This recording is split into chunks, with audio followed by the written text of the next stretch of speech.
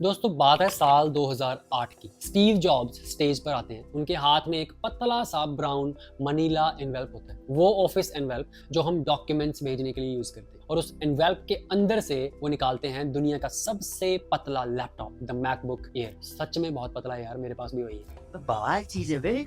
Audience पागल हो रही है, तालियों पे तालियां बज रही हैं। लेकिन उस वक्त शायद ही किसी को पता था कि उस पतले लैपटॉप को बनाने के लिए एप्पल ने पर्दे के पीछे क्या क्या पापड़ बेले हैं। उस पतले लैपटॉप डिजाइन को अचीव करने के लिए एप्पल ने एक ऐसा मैन्युफैक्चरिंग रिस्क उठाया था जो उस वक्त इम्पॉसिबल था और लगभग सभी इंडस्ट्रीज उसे बहुत बड़ी बेवकूफी मानती थी। एप्पल ने दुनिया की लगभग सारी सीएनसी मशीन्स खरीद ली थी। जी हाँ, आपने सही सुना। एप्पल ने एक साथ 10,000 से ज्यादा सीएनसी मिलिंग मशीन्स खरीद कर पूरे मैन्युफैक्चरिंग इकोसिस्टम को शॉक कर दिया। आज की इस वीडियो में हम इस कहानी की तह तक जाएंगे। हम समझेंगे कि आखिर यूनिबॉडी आर्किटेक्चर क्या होता है, क्यों एप्पल ने स्टैंपिंग प्रोसेस को छोड़कर सीएनसी मशीनिंग को चुना और कैसे इस फैसले ने उनके कॉम्पिटिटर्स को सालों तक पीछे छोड़ दिया। Are you ready Mackies? So let's start.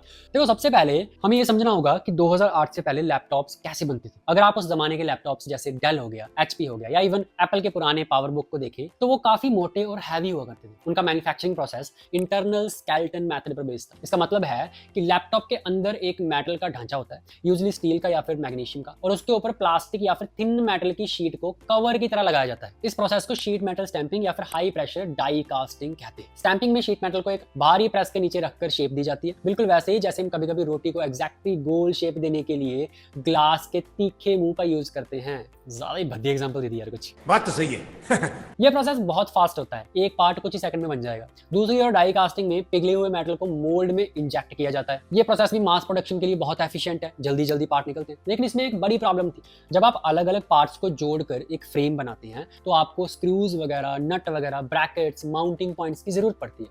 और जितने ज्यादा पार्ट उतना कमजोर लैपटॉप या उतना कमजोर कोई भी पार्ट। और ऊपर से बोल्ट लगाने के लिए जगह चाहिए होती है और मटेरियल को मोटा रखना पड़ता है, जिससे लैपटॉप का साइज और वेट दोनों ही बढ़ जाते थे। पतलापन और रिजिडिटी के बीच हमेशा एक ट्रेड ऑफ रहा है। अगर आप लैपटॉप को पतला बनाते हैं तो वो फ्लैक्स करेगा, दबेगा एंड टूट जाएगा। यहाँ एंटर करता है एप्पल का unibody concept. Johnny Ivoire Apple की डिजाइन टीम ने सोचा, क्यों ना हम इस पूरे स्केलेटन और स्किन के कांसेप्ट को खत्म ही कर दें। क्यों ना हम पूरी लैपटॉप बॉडी को मेटल के एक सिंगल सॉलिड ब्लॉक से बनाएं। सुनने में आइडिया बड़ा सिंपल लगता है, लेकिन मैन्युफैक्चरिंग टर्म्स में ये बहुत मुश्किल है भाई साहब। इसका मतलब था कि आपको एक सॉलिड एल्यूमिनियम का ब्लॉक लेना होगा और उसमें से मटेरियल को काट काट कर हटाना होगा जब तक कि सिर्फ लैपटॉप की बॉडी न बच जाए। इस प्रोसेस को सब्ट्रैक्टिव मैन्युफैक्चरिंग कहते हैं, जबकि नॉर्मल मेथड एडिटिव या फिर असेंबली बेस्ड होता था, जहां आप चीजें जोड़ते थे। यूनिबॉडी में आप मटेरियल हटा रहे हैं, लेकिन इसमें दो बड़ी दिक्कतें थी। पहला, मटेरियल वेस्ट। एक यूनिबॉडी चैसी बनाने के लिए शुरुआती एल्यूमिनियम ब्लॉक का लगभग 80 से 90% हिस्सा तो मशीन ही करना पड़ता था, जो चिप्स बन बन के बाहर निकल जाता था, टोटली वेस्ट। तो बेसिकली एप्पल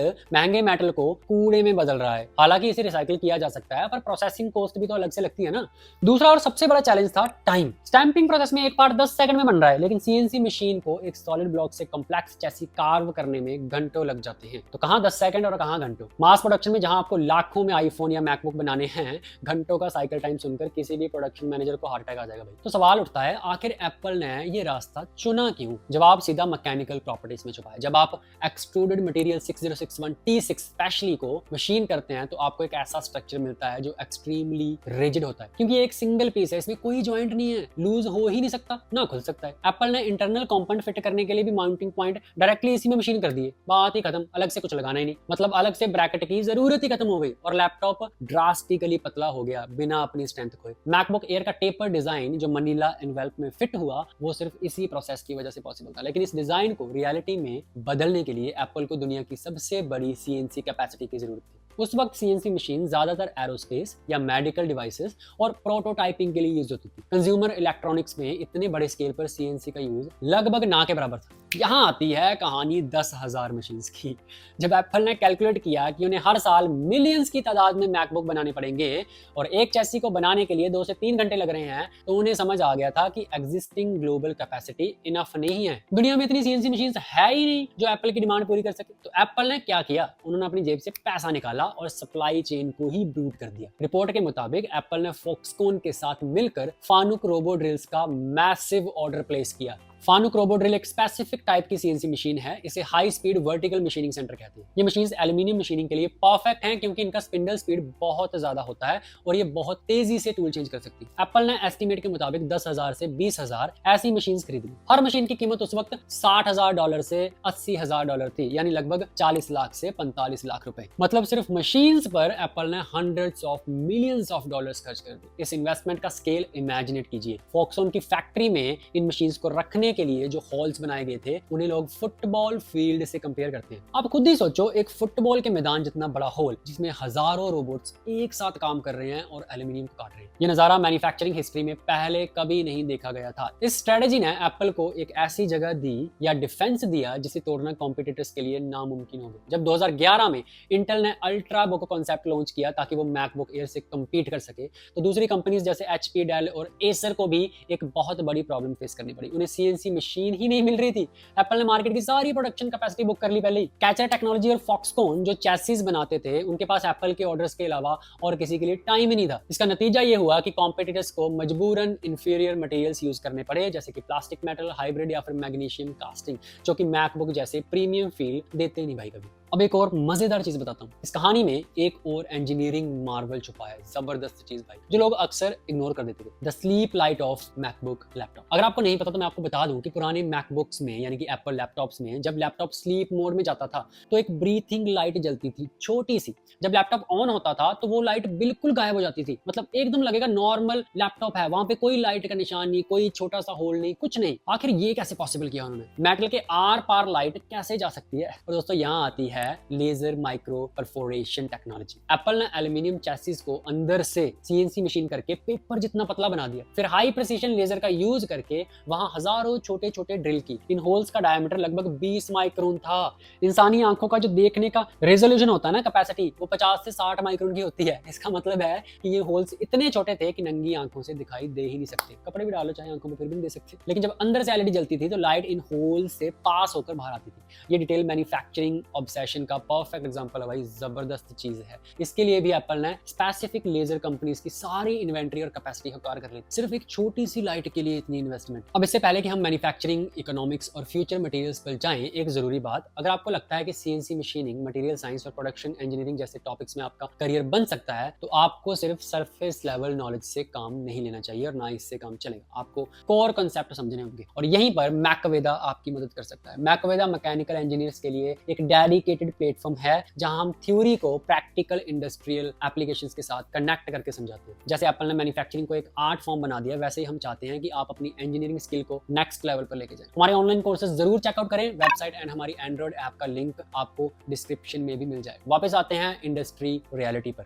एप्पल के इस मूव ने पूरी इंडस्ट्री का कॉस्ट स्ट्रक्चर ही हिला दिया। जहां कॉम्पिटिटर एक चैसी पर 600 से 1200 रुपए खर्चते थे, वहां CNC प्रोसेस की वजह से एप्पल की कॉस्ट शुरुआत में 4000 से 8000 रुपए एक चैसी पे आ रही थी। नॉर्मल बिजनेस लॉजिक के हिसाब से ये लॉस मेकिंग डील थी डेफिनेटली, लेकिन एप्पल ने इसे कंपोनेंट कॉस्ट नहीं बल्कि कैपिटल इन्वेस्टमेंट की तरह देखा। उन्होंने मशीन्स खुद खरीद ली थी, इसलिए लॉन्ग रन में उनकी कॉस्ट पर यूनिट कम हो गई। आज लगभग हर प्रीमियम लैपटॉप मैन्युफैक्चरर, चाहे वो डेल है, XPS है या फिर रेजर ब्लेड है, उसी CNC प्रोसेस को फॉलो कर रहा है जो एप्पल ने 2008 में एस्टैब्लिश किया। लेकिन उन्हें वहां तक पहुंचने में 6-7 साल लग गए। लेकिन दोस्तों टेक्नोलॉजी कभी रुकती नहीं। एल्यूमिनियम के बाद अब अगला फ्रंटियर क्या है? रिसेंट iPhone 15 Pro और आने वाले मॉडल्स में हमने देखा है एक shift towards titanium. Titanium aluminium से बहुत ज्यादा स्ट्रॉन्ग और लाइट वेट होता है, लेकिन मैन्युफैक्चरिंग पॉइंट ऑफ व्यू से ये काटने के लिए बहुत ही जिद्दी मटेरियल है यार, कटता ही नहीं लिटरली। एल्यूमिनियम सॉफ्ट होता है और इजीली मशीन हो जाता है। टाइटेनियम हार्ड होता है, हीट कंडक्ट नहीं करता और कटिंग टूल्स को बहुत जल्दी खराब कर देता है। इसका मशीनिंग साइकिल टाइम एल्यूमिनियम से कई गुना ज्यादा होता है। एप्पल ने यहाँ भी एक नई टेक्निक यूज की, सॉलिड स्टेट डिफ्यूजन बॉन्डिंग,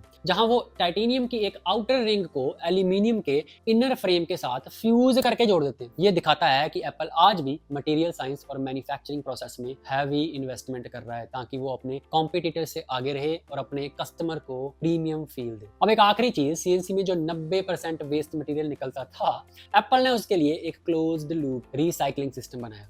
वो उसी हाई ग्रेड एल्यूमिनियम स्क्रैप को वापस पिघलाकर नई बिलेट बनाते हैं, जिससे मैकबुक एयर अब 100% रिसाइकल्ड एल्यूमिनियम से बना होने का दावा करता है। देखो, एप्पल की 10,000 CNC मशीन्स की की कहानी सिर्फ एक खरीदारी की कहानी नहीं है, ये एक लेसन है कि कैसे डिजाइन और मैन्युफैक्चरिंग अलग अलग नहीं हो सकते। अगर आपको दुनिया का सबसे बेहतरीन प्रोडक्ट बनाना है तो आपको ये भी डिजाइन करना पड़ेगा कि वो प्रोडक्ट फैक्ट्री में कैसे बनेगा, ये नहीं कि कुछ भी बना दिया। स्टीव जॉब्स और टिम कुक ने ये समझ लिया था कि इनोवेशन सिर्फ सॉफ्टवेयर या प्रोसेसर में नहीं होती, इनोवेशन सप्लाई चेन में भी होती है। उन्होंने पैसे को एक हथियार की तरह यूज किया, कैपेसिटी को लॉक किया और मैन्युफैक्चरिंग क्वालिटी का एक ऐसा स्टैंडर्ड सेट कर दिया जो आज तक इंडस्ट्री का गोल्ड स्टैंडर्ड बना हुआ है। जबरदस्त प्रोडक्ट है इनके, मैं खुद यूज करता हूँ। एक मैकेनिकल इंजीनियर होने के नाते हमें ये सीखना चाहिए कि प्रोसेस सिलेक्शन यानी कि चीजें कैसे बनाई जाती हैं। उम्मीद है आपको ये केस स्टडी पसंद आई होगी। अगर आप चाहते हैं कि हम ऐसी ही और इंजीनियरिंग ब्रेकडाउन्स लाएं आपके लिए, शायद टेस्ला की गीगा प्रेस पर या फिर स्पेसएक्स की मैन्युफैक्चरिंग पर, तो कमेंट सेक्शन में जरूर बताएं। वीडियो को लाइक करो, शेयर करो अगर अच्छी लगी है अपने इंजीनियरिंग ग्रुप्स में, एंड हमारी एंड्रॉइड ऐप मैकवेदा CNC क्लासेस जरूर डाउनलोड करें। मैं मिलता हूँ आपसे किसी अगली वीडियो में, तब तक के लिए take care and wish you all the best.